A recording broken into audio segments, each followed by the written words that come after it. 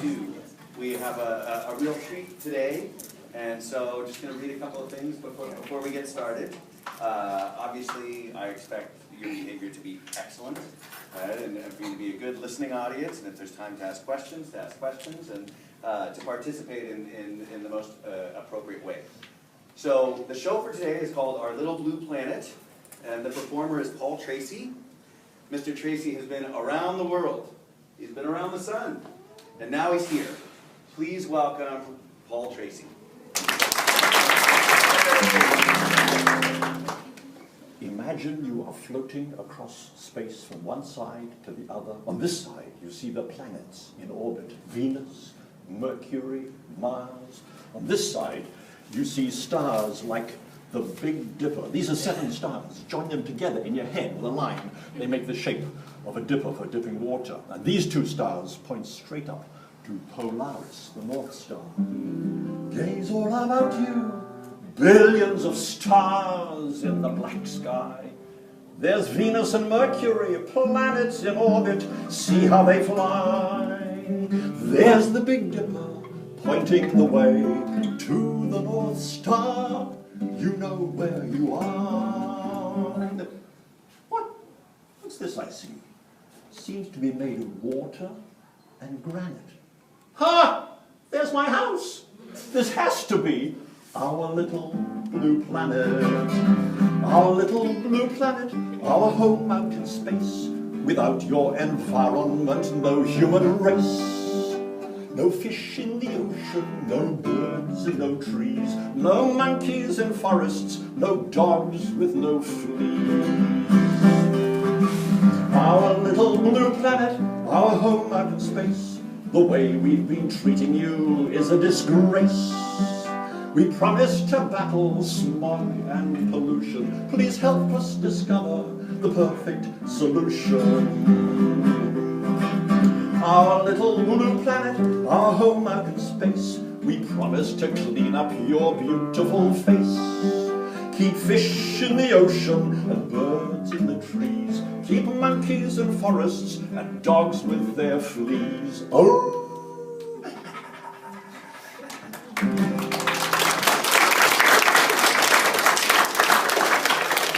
Can you turn that light on again? This one shines a little bit brighter here. There we go, great, thank you.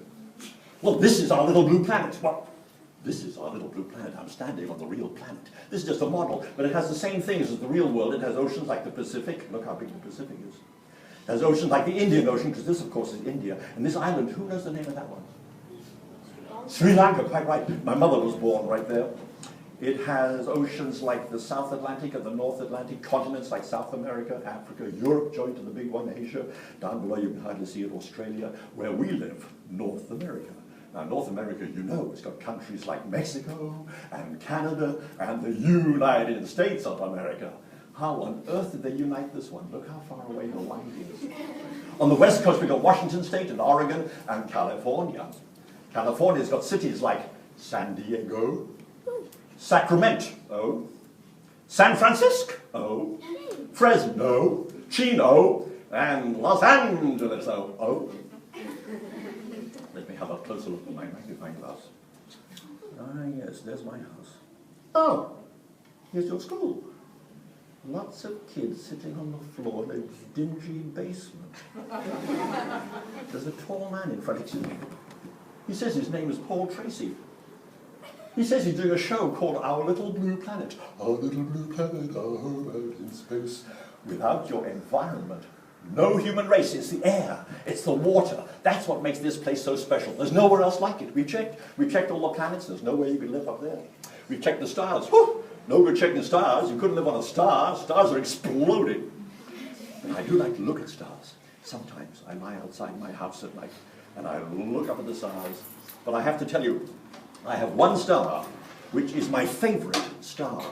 Listen to the words of this song. There's some clues in this song. See if you can figure out the name of my favorite star. You'll get it right away, because it's very, very simple. Okay.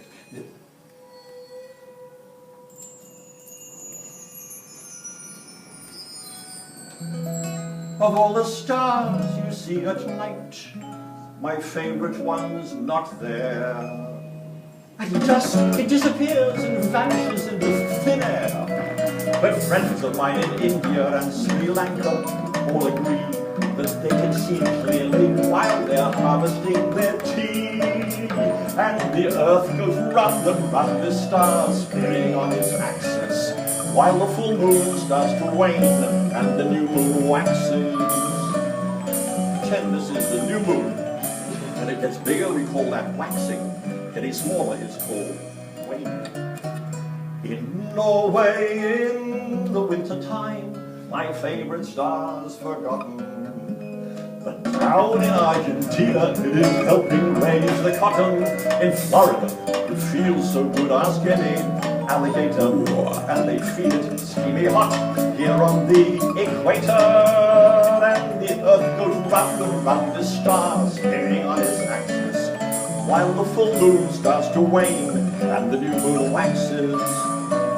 Which is waxing? I'll give you bigger or smaller waxing. Bigger! Oh yes, right the second time. Now, if you'd like to take a trip to my favorite star, well, it only takes 200 years in your father's car. Make a left at Venus, at Mercury go right. Then take a look back here at Earth. What a lovely sight. You can see the Earth goes round and round the star, spinning on its axis, while the full moon starts to wane and the new moon waxes. Did you figure out the name of my favorite star? The sun. Yes, the Earth goes round and round the sun, spinning on its axis. All day it works, but at night, my favorite star relaxes.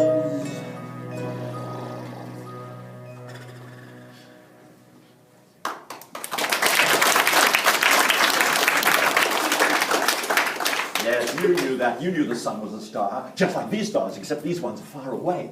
Lucky they're far away. If they were close, we'd burn up. Anyone here been to the sun? No? Anyone been around the sun? Some of you? Good. The rest of you! Are you space aliens or something?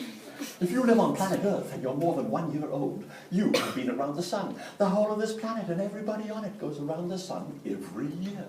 That's how long a year is, the time it takes for all of us to go around the sun exactly once. I've been around the sun more than 20 times already. Now, it says in the song that my favorite star relaxes. That is not true. The sun does not relax at night. We relax at night. The sun keeps shining on the other side of the world. The question is this: where is the other side of the world? Now, if you begin right here in California, if you dug a hole, well, not right here, if you went outside and you dug a hole straight down for 8,000 miles, you couldn't do it. It's too hot down there. If you could. You know where you'd come up on the other side of the world? I figured it out in this globe. It's nothing to do with China. Nothing to do with Australia. It's down here in the Indian Ocean, close to this island. Anyone know the name of this island? Madagascar, quite right. But really, it's close to this little island, a little dot in the ocean called, say this name, Mauritius. Mauritius. I went to Mauritius one Christmas. Whew, it was hot. It's hot in the south when it's cold in the north, and vice versa. When I got to Mauritius, I found out about a serious problem, and that's what this show is all about. Some of the problems we can find around the world, and maybe I will begin to solve some of those problems. The problem I found out about in Mauritius was all to do with this bird. Now, this bird's called the dodo bird. It's about the size of a turkey. Well, I haven't seen one. You haven't seen one. Nobody alive today has ever seen a dodo, because the dodo is extinct. That's the word. There are none left. What happened was this. The sailors came from this country, Portugal. They sailed around Africa. They came to that island. When they landed on the beach, the dodo birds came walking up to them, because the dodo bird didn't know how to fly. The other thing the dodo didn't know was that the sailors were very hungry. So the sailors banged them on the head, ate them all up. Wasn't long before there were no dodos left. And they called this bird dodo, because that word in their language means foolish. And I've been wondering who was more foolish. Was it the dodo bird, or was it the sailors who killed them all? You've got to be so careful to keep that balance of nature. You don't want to go killing all of one species. It upsets the whole thing. Now, this word dodo gave me an idea for a song. And this song's got a chorus. I'd like to teach you the chorus, and you can sing with me, okay? I'll sing first. You just echo me. Dead as the dodo sing. Dead as the dodo. Make that a no-no. Make that a no-no. Every creature we insist, every creature we insist, has the right to exist. Has the right to exist. Good. If you're very brave, when we get to this word, we insist, you can go like this. We insist. And when we get to this one, has the right, go like this. Has the right. Because it's a protest song. Okay, be brave and join in. This song is all about endangered species, animals, birds, fish, that could get wiped out unless people help.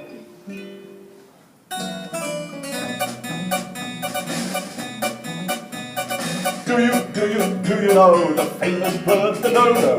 It's extinct, the dodo is a no-show. No single dodo did survive, no single dodo is alive, not even married dodos thrive. They're dead as the dodo, sing with me, dead as the dodo, make that a no-no. Every creature we insist has the right to resist. Good, some of you brave enough. Have you ever seen a cartoon? I know. It's the most frightening thing that I know. The rhino. Hunters hunted for its horn. They're going fast, we've all been warned. The rhino passing will be mourned. Dead as the dodo, sing with me. Dead as the dodo, make that a no-no.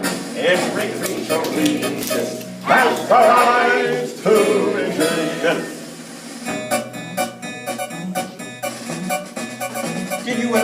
Did you ever gaze way up yonder? Did you ever see a soaring condor? I doubt it, there are very few. From LA Zoo to Timbuktu, when they're gone we'll say, woo! Dead as the dodo, sing with me. Dead as the dodo, make that the dodo. Every creature we exist has the right to resist. Good.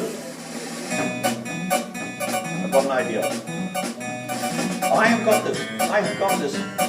got this notion. We should not kill all the whales living in the ocean. If all that blubber, what's the fuss? Who cares if whales miss the bus? I do, they're mammals just like us. Dead as the dodo, sing with me. Dead as the dodo, make that a dodo. Every creature we exist has the right to exist.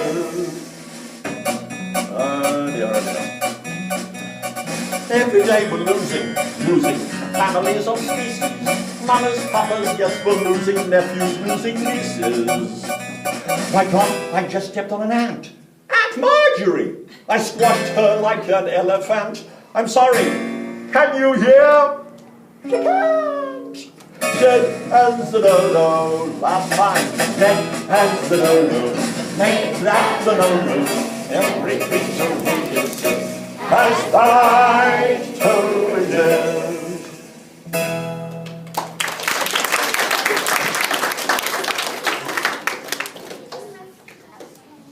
Well, that sounds like a funny song. It's not funny at all. That's a very serious song about endangered species, animals, birds, fish, that could get wiped out unless people helped. But lucky, some people are beginning to help. Some of the whales are doing better than they were. The condor is doing a little better. You know the condor, what that is? That's that bird with a very, very wide wingspan. I've seen one in the LA Zoo. It's a vulture. It is ugly. You should see it. It's got no hair on the top of its head. It's so ugly. It's a pretty good-looking bird if you think about it for a moment. It says in the song, there are very few condors from the LA Zoo to Timbuktu. Now, I know what the zoo is. Maybe you've been to the zoo. But where on earth is Timbuktu? I'll tell you where on earth it is. It's on the continent of Africa, in a country right here called, say this name, Mali. And right there, the city called, say this name, Timbuktu. Oh, I love that name, Timbuktu. I've got a list of very nice names of places all around the world. In fact, this list is so nice that I call it my nice list. And the first word is Timbuktu. The second word, it's a river down here in Africa. This river is called, say this name, Limpopo. They call it the Great Grey-Green, Greasy Limpopo River, all set about with fever trees. It's not that great. I've been there, I've stepped right across it. It's mostly made out of sand, except when it rains. Whew, then it gets big. Here's a place with a good name. Say this name, Zanzibar. Zanzibar. People like you and me live there. Crossing over the Indian Ocean, up above India, the tallest mountains of the world. What are they called? The tallest mountains, the Himalayas. Oh. The Himalayas. The very tallest mountain is called Mount Everest. Good. Close to Mount Everest, a city called, say this name, Kathmandu. Kathmandu. People live up there. Crossing Thailand and Malaysia, we get to a big city here called, say this name, Singapore. Singapore. Crossing Bali and Borneo, we get down to Australia. There's a place called Wagga Wagga. Wagga Wagga. Out here in the Pacific, we've got Pago Pago. Pago Pago. Bora Bora. Bora Bora. There's some pretty good names around here too. Very close to Los Angeles, just east of the city, a place with a great name, say this name, Rancho Cucamonga. And over here in the state of Michigan, they got this river. The river is called, say this name, Tippecanoe. How do you think Tippecanoe got its name? That's close to a city called, say this, Kalamazoo. Crossing the North Atlantic Ocean over England. Hi, David. My best friend was called David when I was growing up in England. Next to the country of Norway, there's Sweden. At the top of Sweden, there's a place with a good name. Say this name, Jokkmokk. Jokkmokk. Okay. Do you ever hear this old song? It's a long way to Tipperary. It's a long way to go. It's an old army marching song. Where is Tipperary? Well, it's right here in Ireland. And there's a long way to go if you come from some funny place near LAX or somewhere. But if you come from a very nice place in France, right here, it's not that far. This nice place is called Nice. N-I-C-E. Except in France, they say it this way. Say this name, Nice. Nice. And that's why I call my list my very Nice list. Oh, I love these names of these places. Oh, I'd love to go to visit some of those places. I would love to take a train to Timbuktu. Wouldn't you? You should go one day and see. I would like to take a train to Timbuktu. Wouldn't you? Oh, yes. I would like to catch a cab to Kathmandu. Wouldn't you? Yes, yes, yes. And I have this hunger to visit Rancho Cucamonga.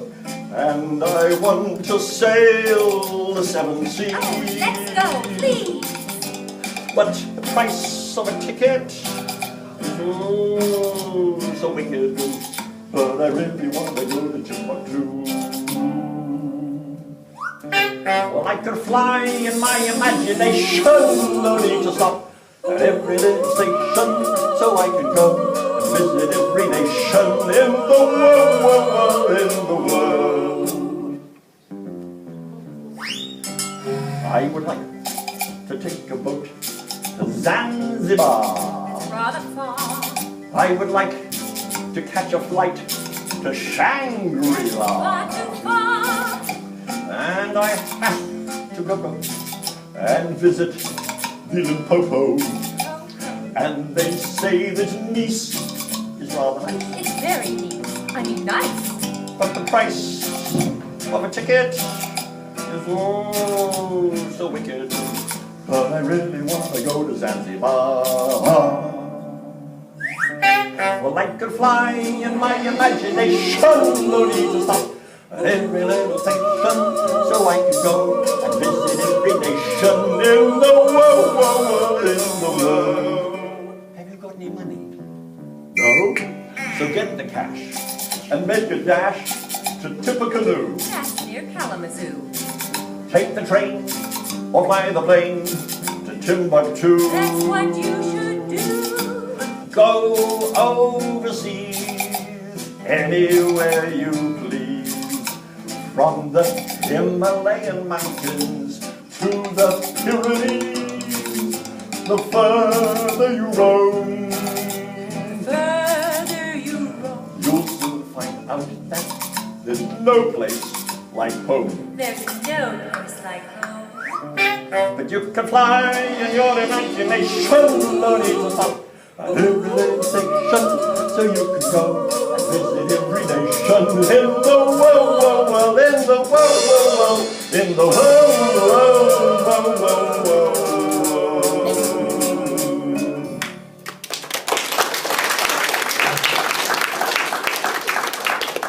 What great names! Whoever thought of all those names? Whoever thought of all those places? Who thought of everything there is? Well, if you talk to some people around here, talk to a scientist, she will tell you that the whole world began with a big bang. They call it the Big Bang Theory. Talk to other people around here, they'll tell you that God made the heavens and the earth in 6 days, and on the seventh day, rested. Now, you talk to people who live out here in the Pacific, in Tahiti, they have a story that says the whole world came out of a shell. That's their story. Talk to people in Alaska, the Inuit people, they've got a story that says that people fell out of a pea pod. Talk to people in Nigeria, this country right here in Africa, they have a story that says the whole world was made out of sand and a chicken. Now, I don't argue with anybody. I respect other people's ideas. But I was thinking, everybody can't be right. So you have to figure it out for yourself how the whole world began. I can't tell you that. Tell you how I began. I was born down there in South Africa. But I went to school in England. And I lived at my grandmother's house. And I spent hours and hours climbing a tree in her garden. This was a beech tree. And it was taller than my grandmother's 3-story house. And you could climb this tree to the very top. And you could stick your head out above all the branches and look around. And I thought I could see the whole world. And every day, after lunch, my mother would make me take a rest. But instead of going to my bedroom, I climbed the tree. And I lay down in my hammock. Then I let down a string, and on the end of the string was a basket. And my mother would come, she'd put my reading book in the basket. But she'd also put in some candy, like toffee and fudge. And I'd pull up the basket, and I'd lie in my hammock, and I'd read my book, and I'd chew my candy. And that is why I have so many cavities in my teeth today. No one ever told me about candy and cavities. Now I know, too late.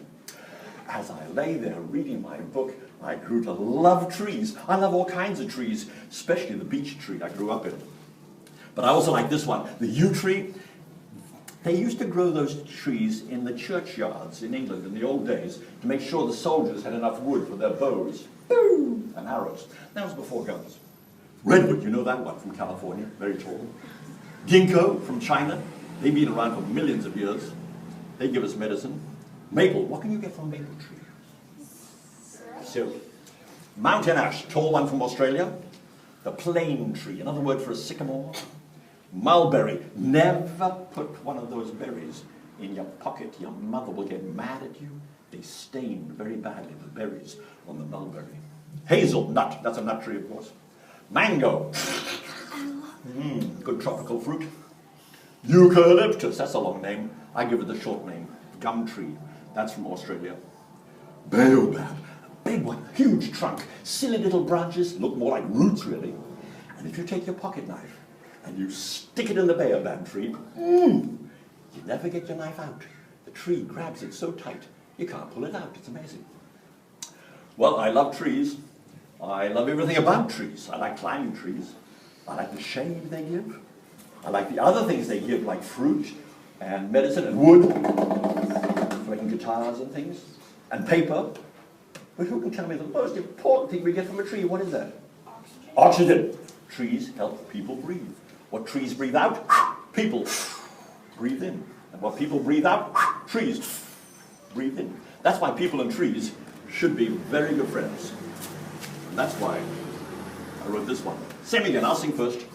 Save the forest, sing. Save the forest. Save the trees. Save the trees. Save the air for us to breathe. Save the air for us to breathe. Save trees, please. Save trees, please. Sing with me. Save the forest. Save the trees. Save the air for us to breathe. Save trees, please. Good. Australia's got the gum tree, koalas love to chew. In every English churchyard, you'll always find a yew. And here in California, the redwood's very tall. We need each single one of them, yes, we need them all. Sing the chorus, save the forest, save the trees, save the air for us to breathe, save trees, please. China's got the ginkgo, a prehistoric tree. New England's got the maple, whose sap is syrupy. Zambia's got the baobab, they say it's upside down. Its branches look like crooked roots high above the ground. Sing the chorus, save the forest, save the trees, save the air for us to breathe, save trees. There are mulberry trees and mango trees and peach and plum and pear. Not only do they give us fruit, they purify the air. There's hazelnut and coconut and mountain ash and plain. If they could speak, they'd tell us, please sing this refrain. That's the chorus, save the forest, save the trees, save the air for us to breathe, save trees. So take a little sapling or take a little seed, a little soil and water, that is all you need. Do the world a favor, plant a tree or two. Even if you're very young, it's something you can do. Sing the chorus, save the forest, save the trees, save the air, slow down, save trees, please.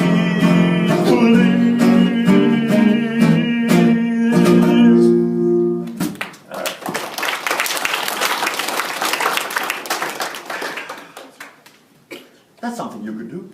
You could plant a tree or two. That would help to save this planet. When I was living down there in South Africa, I planted 150 trees.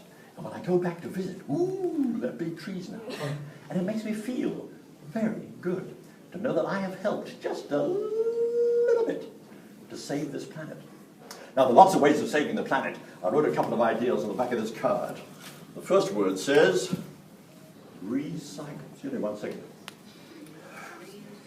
Just going to have a quick breather here. Excuse me.